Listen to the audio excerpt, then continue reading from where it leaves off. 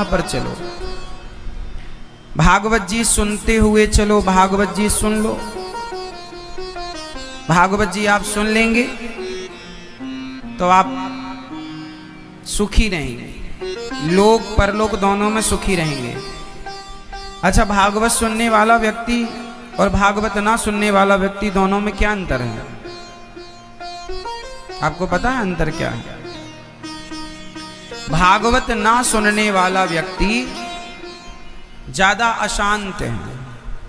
भागवत सुनने वाला व्यक्ति हर स्थिति में, हर परिस्थिति में शांत। सत्संग जब आप करते हैं ना, तो आप अपने आप को पॉजिटिविटी से भर लेते हैं, सकारात्मकता से भर लेते हैं, और वो आपके बहुत काम आती है। देखो, नुकसान सबका होता है, जो भागवत नहीं सुनते उनका भी होता है, और जो भागवत सुनते हैं उनका भी नुकसान होता है। फायदा सबका होता है, जो भागवत नहीं सुनते उनका भी फायदा, और जो भागवत सुनते हैं उनका भी फायदा।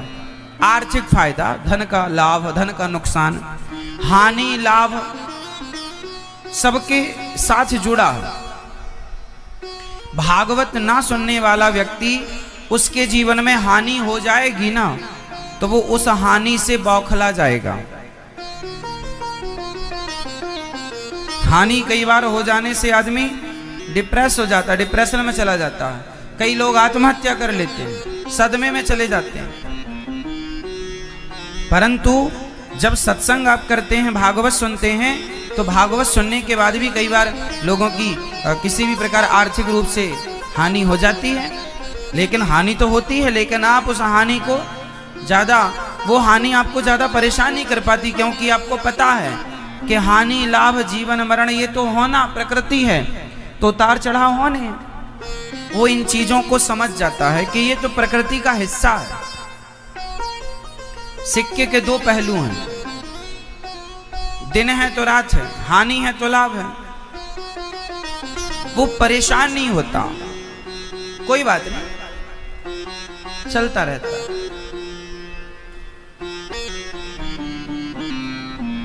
जिनके घर में सत्संग होता है, जहां भगवान की चर्चा होती है, वहां पर लोग हर स्थिति में खुश रहते हैं। सुख सुविधाएं नहीं है, फिर भी वो प्रसन्न है। कई लोग जमीन में सोते हैं, घास की झोपड़ी में रहते हैं, लेकिन वो महलों में रहने वालों से ज्यादा खुश रहते हैं। आपने देखा, कुछ लोग जमीन में सोते हैं, सोने के लिए तखत भी नहीं है, पलंग गद्दा कुछ नहीं है बड़ा मोटा, जमीन पे सो जाते हैं। बोरा, बोरा जानते हैं, ये टाट फट्टी इत्यादि बोरा, उनको बिछाकर लोग बढ़िया गहरी नींद में सो लेते हैं, और आपको बड़े मोटे मोटे गद्दों में भी नींद नहीं आती। झोपड़ी में रहने वाले लोग भी हंसते मुस्कुराते खिलखिलाते नजर आते हैं, और तुम महलों में रहकर भी हंसते नहीं, मुस्कुराते नहीं, ठहाके नहीं लगाते। खुशी का पैसे से कोई लेना देना नहीं। बोलो है? प्रसन्नता का पैसे से कोई लेना देना है? बोलो, है? ऐसा है क्या कि पैसे वाला ज्यादा हंसता है और जिसके पास पैसा नहीं है वो कम हंसता है? ऐसा है क्या? पैसे वाला ज्यादा खुश रहेगा और पैसा नहीं है जिसके पास, वो खुश नहीं रहेगा। कई बार क्या 90% पैसे वाले दुखी हैं, 90% पैसे वाले दुखी हैं। पैसे बहुत हैं पर हंस भी नहीं पाते, मुस्कुरा भी नहीं पाते, पेट भर खा भी नहीं पाते, सो भी नहीं पाते, न नींद आती है, न भूख लगती है, न वो हंस पाते, न मुस्कुरा पाते, न परिवारी जनों के लिए समय निकाल पाते, ना प्यार से बात कर पाते। उनके जीवन में पैसा तो है, ना तो प्रेम है, ना तो हंसी है, ना अपनों के लिए वक्त है। इसलिए पैसे से प्रसन्नता का कोई लेना देना नहीं है। प्रसन्नता क्या है? बताओ प्रसन्नता क्या है? प्रसन्नता किसे कहते हैं? किसे कहते हैं प्रसन्नता? अच्छा बताओ, सबसे ज्यादा खुश कौन रहता है? आप बताओ, इसका उत्तर आप दोगे। सबसे ज्यादा खुश कौन रहता है? आपने सबसे ज्यादा खुश किसे देखा है? जरा बताओ, आप अपनी आंखों से, आपने अपनी आंखों से सबसे ज्यादा खुश किसे देखा? आप बताओ भैया, बैठे बैठे आनंद से बताओ। मैं ये बताओ, आपने अपनी आंखों से सबसे ज्यादा खुश किसे देखा? संत महात्माओं को। आप बताओ, आपने अपनी आंखों से सबसे ज्यादा खुश किसे देखा है?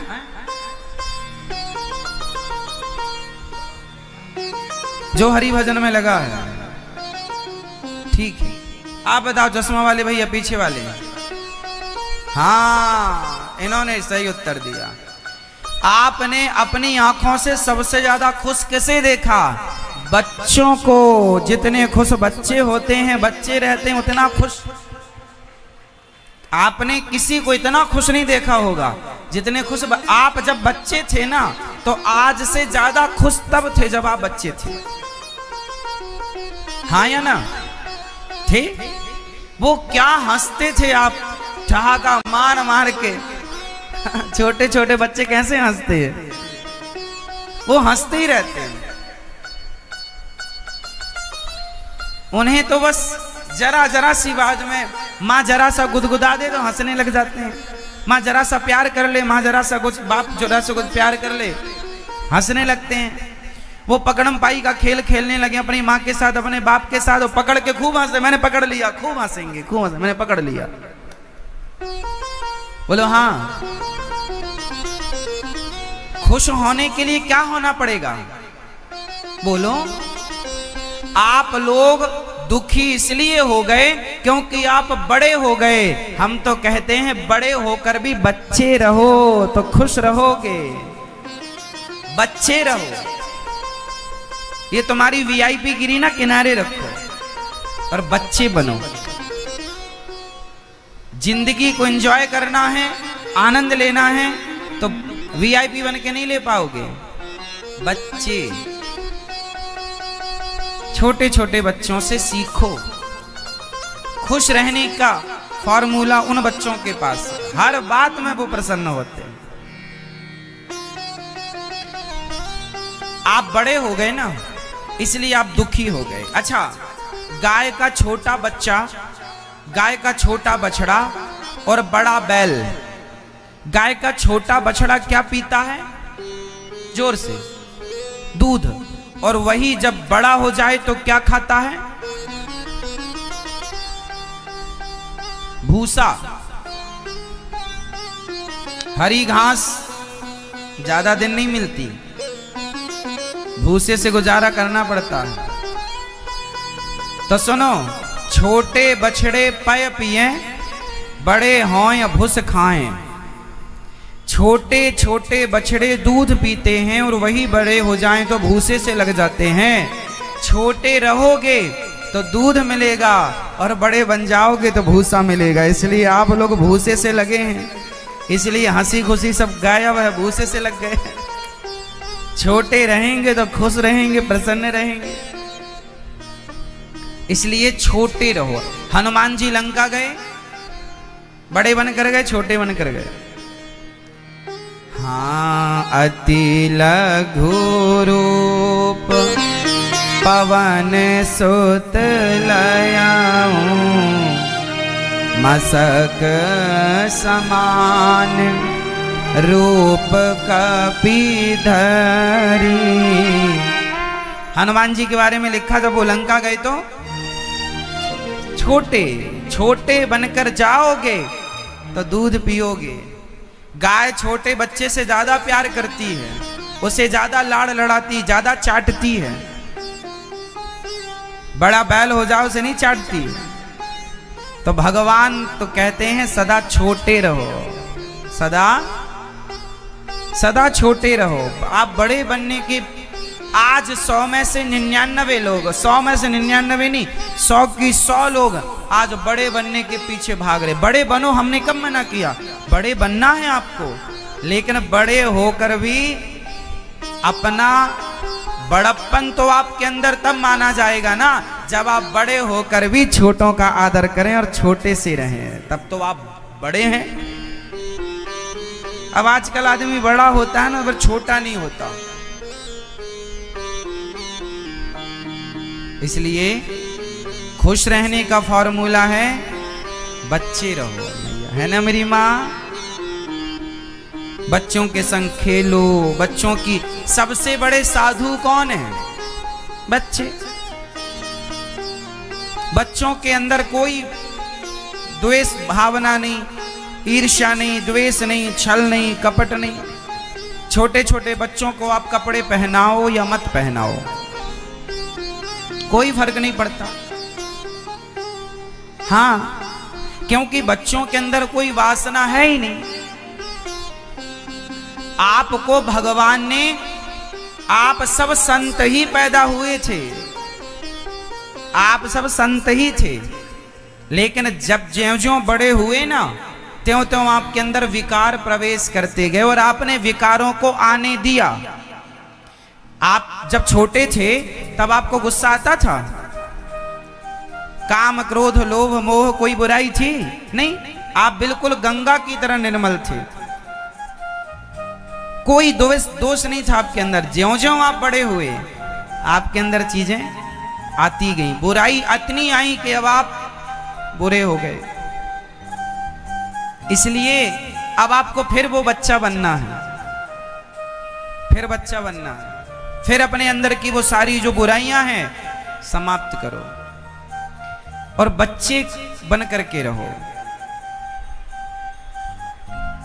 आपको बड़ा नहीं होना, आपको छोटा होना है, छोटे से बच्चे की तरह। जैसे छोटे सा बच्चा, उसे आप एक थप्पड़ मारो गाल में, रोएगा, और थोड़ी देर बाद कहो आजा मेरी गोद में, चल घुमाने ले चलते, तुरंत आ जाएगा।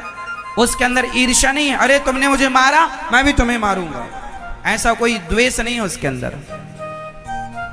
उसके अंदर छल नहीं है, चतुराई नहीं है, बिल्कुल बच्चा बिल्कुल सच्चा है, निष्कपट। जरा बताओ वो निष्कपटता, वो निश्चल भाव आपके अंदर है क्या? बच्चे टाइप का है ना? नहीं। अच्छा, जब आप बच्चे थे ना तब आपके पास इतनी बुद्धि नहीं थी जितनी बुद्धि आज है, इतनी समझ नहीं थी, और समझ जब आई तब तक आपका लड़कपन खत्म हो गया। अब आपको एक काम करना है कि समझ तो ऐसी चाहिए जैसी आज है, पर भाव वो बच्चे वाला चाहिए, भाव बच्चे वाला चाहिए। अब बड़े बड़े साधु, जब हमारे पास अक्ल नहीं थी तब हम कपड़े नहीं पहनते थे, छोटे से थे, कोई छल नहीं, द्वेष, तब हमें पता ही नहीं था कि भगवान क्या होते हैं।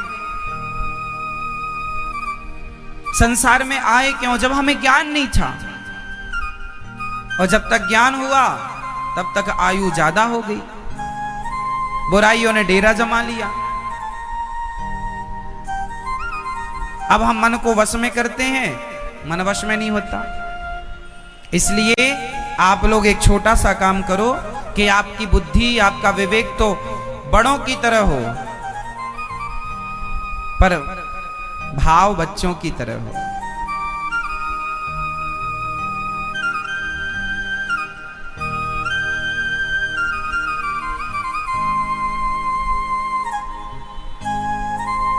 छोटे से भाव से जीवन में सुख शांति तब आएगी मेरी माँ जब आपका हृदय बिल्कुल शुद्ध हो जाएगा। शांति क्यों नहीं है?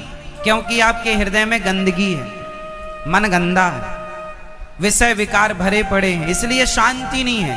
शांति तो तब थी बच्चे कितना सोते हैं, देखो मस्त खाए पिए और खूब बढ़िया भूख लगती है, खूब बढ़िया सोते हैं। और आप लोग, इसलिए प्रहलाद जी ने, ध्रुव जी ने, वो बड़े समझदार थे जिन्होंने छोटी सी उम्र में भगवान को पा ही लिया। बहुत समझदार थे वो। अभी भी कुछ नहीं बिगड़ा, अब आप वापस आओ और उस छोटे से बच्चे से सीखो। मन को बिल्कुल पवित्र करो, सबसे हटाओ, भगवान के चरणों में लगाओ। भगवान का जब जन्म हुआ, वसुदेव जी भगवान को लेकर चले, तो वसुदेव जी अब कोई सवाल करे, महाराज जी अब आप ही बताओ कि वो बच्चे का भाव कैसे बनेगा। तो मैं बता देता हूं कि वो बच्चे का भाव कैसे बनेगा। बच्चे का भाव तब बनेगा जब आप निष्काम हो जाएंगे। क्या हो जाएंगे? क्या हो जाएंगे? निष्काम। बच्चे की कोई कामना नहीं होती, बच्चा भी निष्काम होता है। और इसलिए हमारे यहाँ वेद पुराण गुरुजन बार बार कहते हैं भगवान की भक्ति कैसे करो? कैसे करो? निष्काम। भक्ति कैसी होनी चाहिए मेरी माँ? जोर से, निष्काम, कोई कामना नहीं। हम भगवान से भी कामना करने लग गए हैं, इतने बड़े हो गए हैं कि हम भगवान से भी कुछ चाहने लग गए हैं। अच्छा, आप में से कितने लोग भगवान से चाहते हैं कुछ ना कुछ? कितने लोग हाथ उठाइए, कितने लोग भगवान से कुछ ना कुछ चाहते हैं? उठा लो हाथ जो चाहते हैं भगवान से। चाहते हैं? अच्छा, भगवान से तो आप चाहते हैं, क्या भगवान को चाहते हैं? भगवान से आप चाहते हैं, क्या भगवान को चाहते हैं? अच्छा, भगवान से चाहना श्रेष्ठ भाव है या भगवान को चाहना श्रेष्ठ भाव है? कौन सा इन दोनों विचारों में श्रेष्ठ विचार कौन सा है? भगवान से चाहने वाला या भगवान को चाहने वाला? हाँ, भगवान को चाहने वाला। भगवान को चाहने वाला विचार श्रेष्ठ है। लेकिन आज इस विचार का व्यक्ति कम है इस विचार का कम है जो भगवान को चाहता हो। आजकल तो लोग भगवान से ही चाहते हैं, हे भगवान ये दे दो, हे भगवान ये होना चाहिए, हे भगवान ऐसा ही होना चाहिए। हाँ, 1 किलो लड्डू चढ़ाएंगे हम, हे भगवान बहू के बेटा हो जाए, 2 नारियल तोड़ेंगे और 11 रुपए भी चढ़ाएंगे।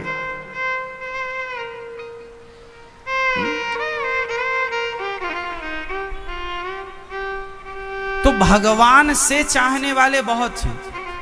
अच्छा, भगवान से चाहने वाले कौन हैं? ये निष्काम नहीं है। और सुख कहां मिलना है? निष्काम में। अच्छा बताओ, सुदामा जी कृष्ण से चाहते थे या कृष्ण को चाहते थे? जोर से। सुदामा जी कृष्ण से चाहते थे या कृष्ण को? कृष्ण से चाहते तो वो मांग लेते कि हे कन्हैया मुझे ये दे दो। पर सुदामा जब द्वारिका गए तो सुदामा कृष्ण से कुछ लेने नहीं गए, अपनी हैसियत अपनी औकात के अनुसार 4 मुट्ठी चावल देने के लिए गए थे कि प्रभु लाया हूं देने, लेने नहीं आया। तो वो कृष्ण से नहीं चाहते थे, वो कृष्ण को चाहते थे। मीराबाई कृष्ण से नहीं चाहती थी। मीरा ने कृष्ण से नहीं चाहा, मीरा ने कृष्ण से नहीं चाहा, उन्होंने कृष्ण को चाहा। और आज का आदमी कृष्ण से चाहता है कृष्ण को, राम से चाहता है राम को। सबरी माता ने राम से चाहा या राम को चाहा? जोर से। सबरी मां ने राम से चाहा या राम को चाहा? राम को चाहा। और आप राम से चाहते हैं या राम को चाहते हैं? तो आप अपने आप से पूछ कर बताइएगा। ये उत्तर आप अपने आप को दीजिएगा, हमें नहीं। हम क्या करेंगे उस उत्तर का? ये तो आप अपनी अंतरात्मा से पूछिए कि आप भगवान से चाहते हैं या भगवान को चाहते हैं। और ये भी विचार करिए कि क्या भगवान से चाहना, अच्छा भगवान से आप क्यों चाहते हैं? वैसे ही भगवान ने आपको बहुत कुछ दे रखा है।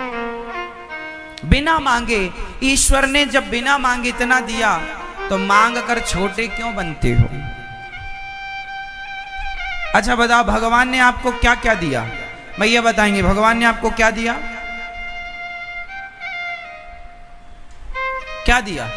अच्छा ये बता, छोड़ो, आप लोग एक प्रश्न का उत्तर दो कि भगवान ने आप लोगों को आज तक जो जो दिया है उनमें सबसे श्रेष्ठ क्या है? जिससे पूछूंगा वो उत्तर देगा। ईश्वर ने आपको सब कुछ दिया, तो ईश्वर के सब कुछ देने पर आपको सबसे श्रेष्ठ वस्तु ईश्वर ने क्या दी? उन सब में सबसे ज्यादा श्रेष्ठ आप किसे मानते हैं? मैं ये बताएंगे। हाँ,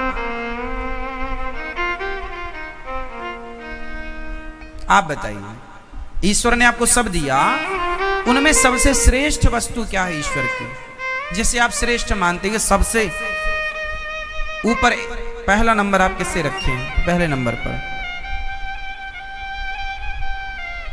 भगवान को।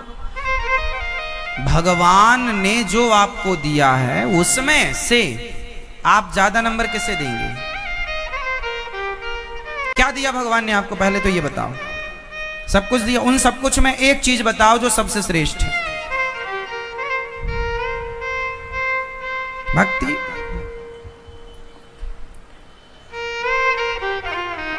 आप बताओ। माता पिता, ठीक है, आप बताओ। हाँ, ईश्वर ने हमें जितना कुछ दिया हमारी औकात से ज्यादा दिया, पर हमारी भगवान ने हमें एक चीज दी है जो अनमोल है। और वो अनमोल क्या है? अनमोल है ये मानव का शरीर। ये शरीर अनमोल है। ये शरीर है तो भक्ति भी है, ये शरीर है तो माता पिता भी हैं, ये शरीर है तो भगवान है। और ये शरीर ही नहीं तो किससे फिर भगवान की उपासना करोगे? और किससे कहोगे कि ये माता पिता है? और किससे भजन करोगे? तो ईश्वर साधन धाम मोक्ष कर द्वारा, ये मानव का शरीर मोक्ष का द्वार है, साधन है, ईश्वर तक पहुंचने का साधन। जैसे दिल्ली तक जाने का साधन गाड़ी है, दिल्ली तक जाने का साधन ट्रेन है, उसी तरह ईश्वर तक जाने का साधन शरीर है। मानव शरीर है तो आप भगवान तक भी जा सकते हैं।